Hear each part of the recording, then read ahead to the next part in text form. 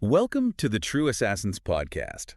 Buckle up because today we're diving deep into some seriously dark waters with two stories inspired by Orlando Madsbrine's book, True Kill. We're going beyond your typical true crime here. Oh, for sure. We're going right to the edge of the abyss, staring into the motivations that blur the lines between hunter and hunted, savior and sinner.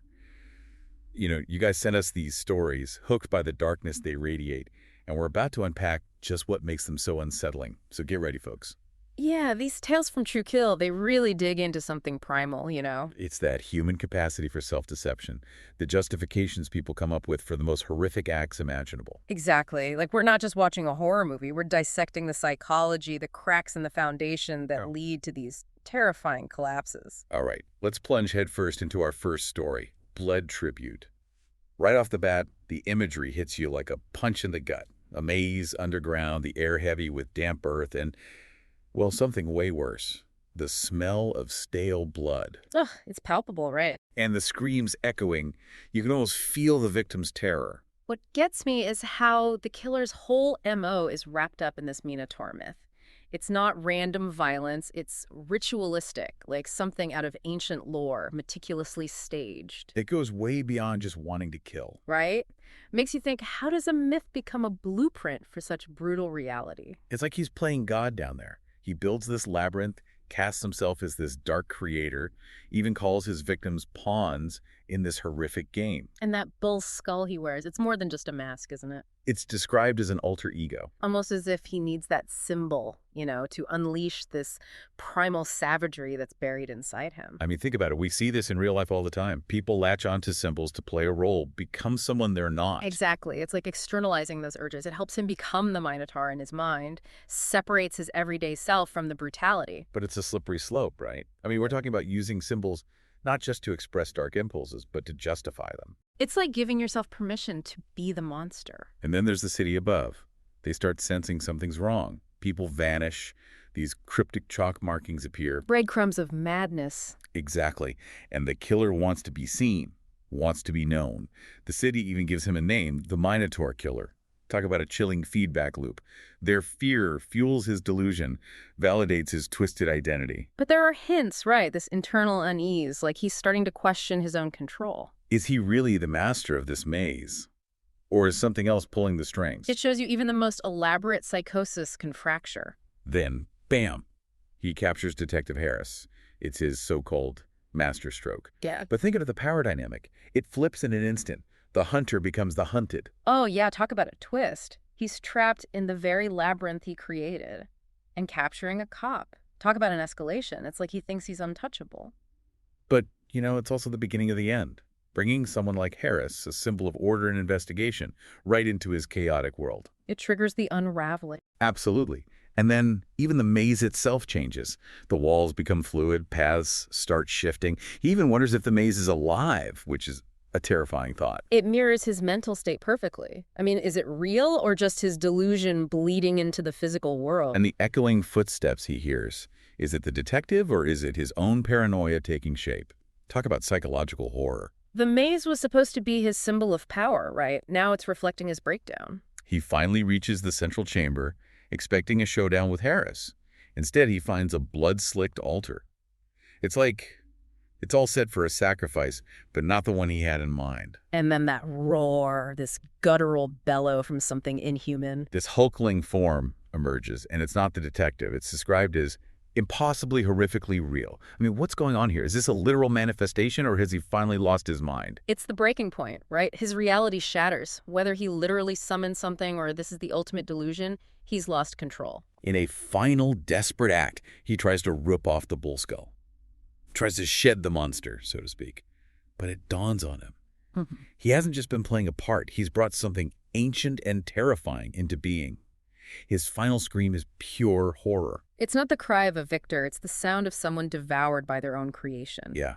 The aftermath is just as murky and unsettling. You get these confused news reports. Detective Harris vanishes. They find some old skeletal remains and just dismiss it. They can't handle the truth. Exactly. But those rumors persist. The blood smell, a faint bellow, and the Minotaur killer. Gone.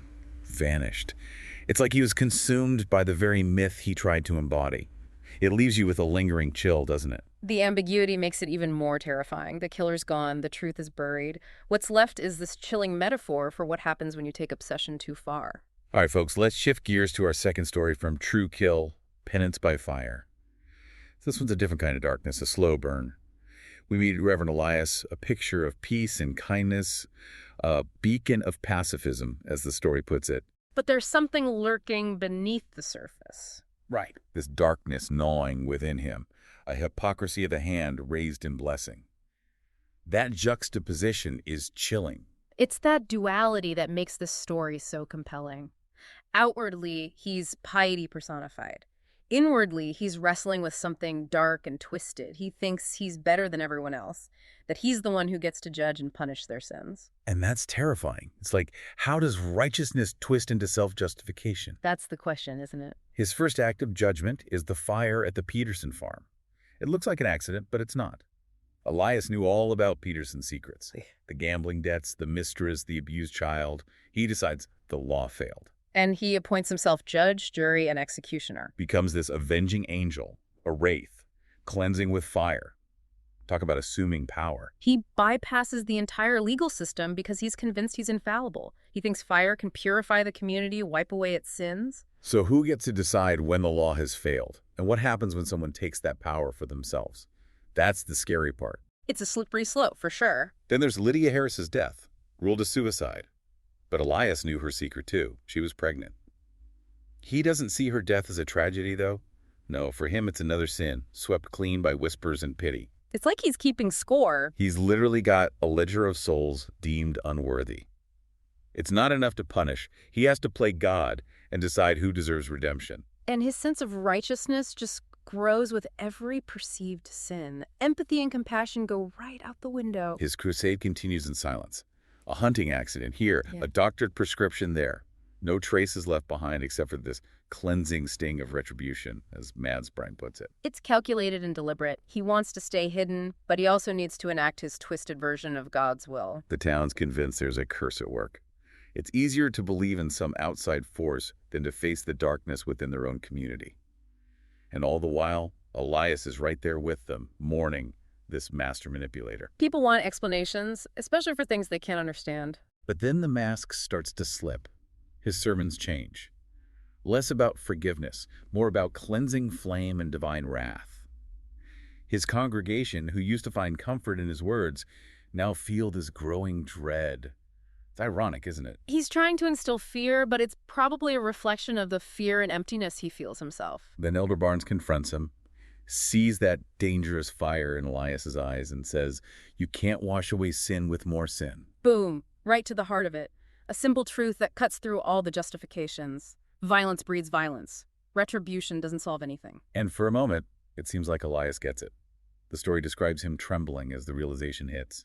He's become the very monster he thought he was fighting. It's tragic, isn't it? He realizes how twisted his beliefs have become, that his good intentions have caused so much pain. His killings weren't acts of faith. They were a contagion that corrupted everything he believed in. It's the final crushing blow. He understands, but it's too late. Then the final act. They find Elias's body in the steeple. A confession note lying next to him, but the cause of death, unclear. Neither murder nor suicide. Talk about an unsettling ending. The town mourns him at first, but then they start to turn away. It's like they can't reconcile the image of the kind, gentle preacher with the truth of his actions. Maybe his final act was an attempt at atonement, a way to try and make things right. But we'll never know for sure. It leaves you with a lot to think about. So we've journeyed through these two dark tales from True Kill. Blood Tribute, a descent into monstrosity fueled by myth and obsession. Penance by Fire, a twisted path paved with good intentions gone wrong. Both stories force us to look at the seductive nature of power, the consequences of unchecked conviction, and the terrifying possibility that anyone can become the judge, jury, and executioner. In a world that often feels unjust, how easy is it to cross that line, to let even the best intentions lead us down a dark and dangerous path? We encourage you to explore the themes in True Kill and ask yourselves these tough questions. And don't forget to rate and follow the True Assassins podcast for more journeys into the darkest corners of the human experience. See you next time.